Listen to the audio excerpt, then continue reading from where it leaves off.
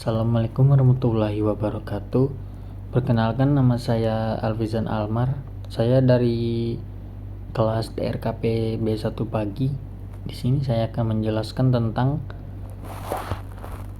tentang materi mengintegrasikan iman, Islam, dan ihsan dalam membentuk insan kamil. Yaitu saya akan menjelaskan tentang tugas PPT buatan saya. Biar nggak lama, saya langsung ini aja.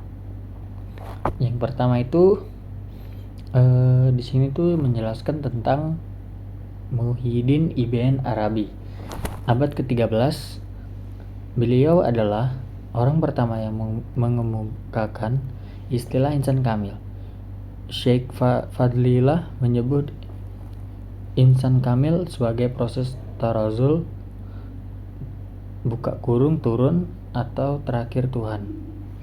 Menurut pandangan Ibn Arabi, untuk dapat kembali ke Tuhan, maka seseorang haruslah mencapai martabat insan kamil.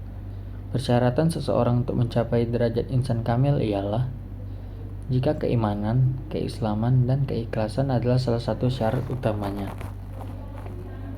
Selanjutnya ialah tentang menelusuri konsep dan urgensi Islam, iman, dan ihsan dalam membentuk insan kamil atau manusia sempurna. Di sini ialah pada suatu waktu ada seseorang lelaki datang pada Rasulullah SAW. Kemudian lelaki itu berkata, "Hai Muhammad, beritahuku tentang apa itu Islam." Maka Rasulullah SAW itu berkata, "Islam adalah engkau bersaksi bahwa sesungguhnya tidak ada Tuhan selain Allah, dan sesungguhnya Muhammad itu utusan Allah. Engkau menunaikan sholat, engkau menunaikan zakat, engkau berpuasa pada bulan Ramadan, dan berhaji ke Baitullah jika engkau mampu melaksanakannya." Selanjutnya itu pandangan menurut Ibn Arabi. Ada dua tingkatan manusia dalam mengimani Tuhan. Yang pertama itu tingkat insan kamil. Mereka mengimani Tuhan dengan cara penyaksian. Apa itu penyaksian? Yang artinya itu mereka menyaksikan Tuhan mereka untuk disembah Tuhan yang disaksikannya. Yang kedua itu manusia beragama pada umumnya. Mereka mengimani Tuhan dengan cara pendefinisiannya, yang artinya mereka mendefinisikan Tuhan berdasarkan sifat-sifat dan nama-nama Tuhan.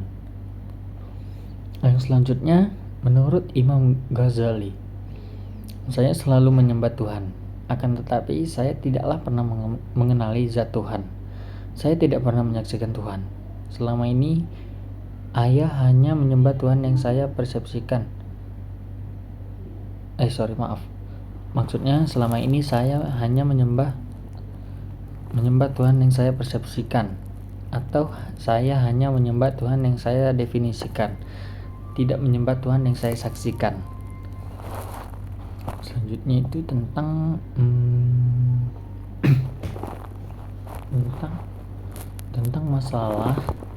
masalah penyaksian Tuhan ini berkaitan dengan rukun Islam. Yang pertama itu yakni mengucapkan dua kalimat syahadat. Asyhadu an la ilaha illallah, yang artinya itu aku bersaksi bahwa tidak ada Tuhan kecuali Allah. Wa asyhadu anna Muhammadar Rasulullah, yang artinya dan aku bersaksi bahwa Nabi Muhammad itu Rasulullah atau utusan Allah. Selanjutnya itu tentang menanyakan alasan mengapa iman, Islam, dan ihsan menjadi persyaratan dalam membentuk insan kamil. Seseorang itu dapat disebut beriman jika seseorang tersebut percaya akan adanya Allah. Jika mereka percaya akan adanya malaikat-malaikat juga, mereka akan percaya adanya kitab-kitabnya, percaya akan adanya rasul-rasulnya, percaya akan adanya hari akhir, dan percaya kepada takdir baik ataupun takdir buruk. Selanjutnya itu menggali sumber teologis, historis, dan filosofis tentang iman, Islam, dan ihsan sebagai pilar agama Islam dalam membentuk insan kamil. Yaitu yang pertama itu menggali sumber teologis, historis, dan filosofis tentang iman, Islam, dan ihsan sebagai pilar agama Islam. Yang pertama itu berdasarkan hadis yang diriwayatkan Umar bin Khattab, di atas kaum muslim menetapkan adanya 3 unsur penting dalam agama Islam, yakni iman, Islam, dan insan sebagai satu kesatuan yang utuh. Yang kedua itu ada tabel. Tabel itu nanti saya habis selesai membaca nih, nanti saya kasih gambarnya ya selesai saya membaca ini.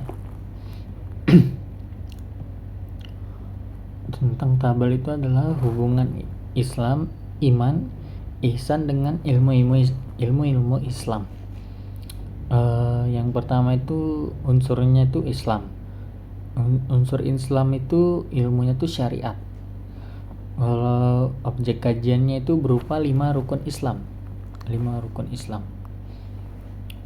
Kalau yang kedua itu unsurnya iman. Kalau ilmunya iman itu akidah.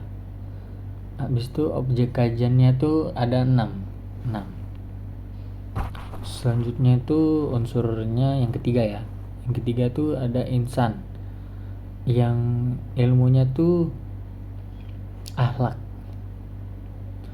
Terus objek kajiannya tuh bagusnya akhlak sebagai buah dari keimanan dan peribatan.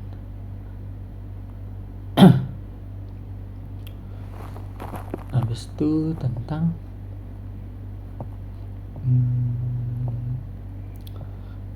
masalah keimanan, yaitu masalah fundamental dalam Islam. Dalam Quran surat Sabah surat 14 ayat 51 sampai 54. Nanti saya juga sekalian kasih ayatnya juga. Yaitu tentang menggambarkan penyesalan manusia setelah kematiannya.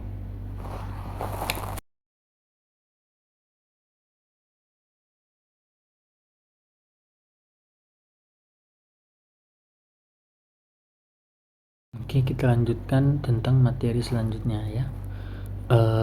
Tadi kan yang materi pertama kan tentang menggali sumber teologis, historis, dan filosofis tentang iman, Islam, dan ihsan sebagai pilar agama Islam. Selanjutnya itu tentang materi yang kedua, itu tentang menggali sumber teologis, historis, dan filosofis tentang iman, Islam, dan ihsan konsep insan kamil. Yang pertama itu tentang pilar agama Islam. Yang kedua itu tentang insan kamil.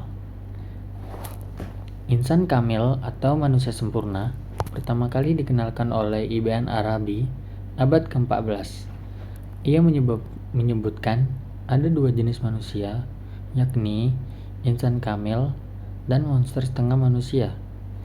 Jadi, kata Ibn Arabi, jika tidak menjadi insan kamil, maka manusia menjadi monster setengah manusia. Insan kamil adalah manusia yang telah meninggalkan kemonsterannya. Selanjutnya itu tentang konsep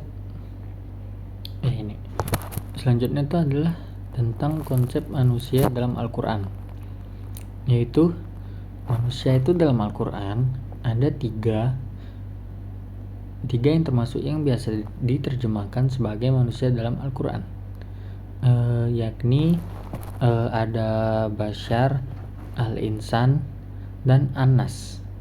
Dalam banyak tulisan, Bashar disebut sebagai dimensi jasmania, Al-Insan dimensi psikologis rohani, dan An-Nas dimensi sosiologis kemasyarakatan dari manusia.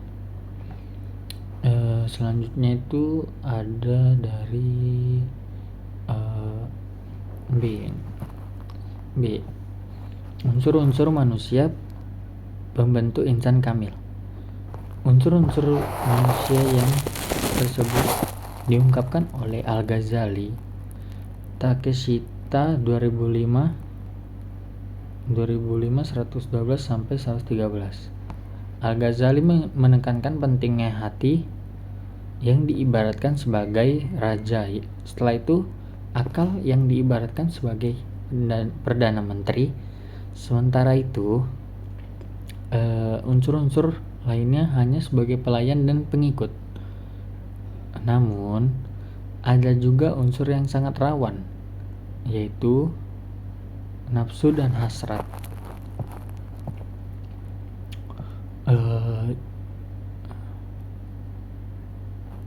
Selanjutnya itu ada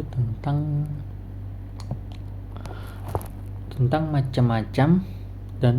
macam-macam nafsu. Di sini tuh ada 7 macam nafsu. Yang pertama itu ialah nafsu amarah, nafsu lawamah, nafsu mulhimah. Yang keempat itu nafsu mutamainah. Yang kelima itu nafsu radiyah. Yang keenam itu nafsu mardiyah. Yang ketujuh itu nafsu kamilah. Selanjutnya itu ada tentang sekarang ini tentang mendeskripsikan tentang esensi dan urgensi iman, Islam, dan ihsan dalam membentuk insan kamil. Jadi insan kamil itu ialah merupakan tipe manusia ideal yang dikehendaki oleh Tuhan. Teori tersebut umumnya adalah sebagai memperkokoh keimanan atau imannya mencapai tingkat atau yakin, tidak sekedar percaya gitu. Dia tuh bersungguh-sungguh dalam beribadah atau ibadah yang benar dan ikhlas, dan memperbagus akhlak dan perilaku dengan akhlakul karimah yang sempurna. Selanjutnya itu ada Quran surat Al-Isra ayat 17. Maksudnya surat 17 ayat 70. Ayat di atas merupakan penjelasan tentang manusia merupakan makhluk secara potensial insan kamil. Mungkin nanti ayatnya saya bakal taruh di ini ya sekarang ya, biar kita baca sama-sama nanti.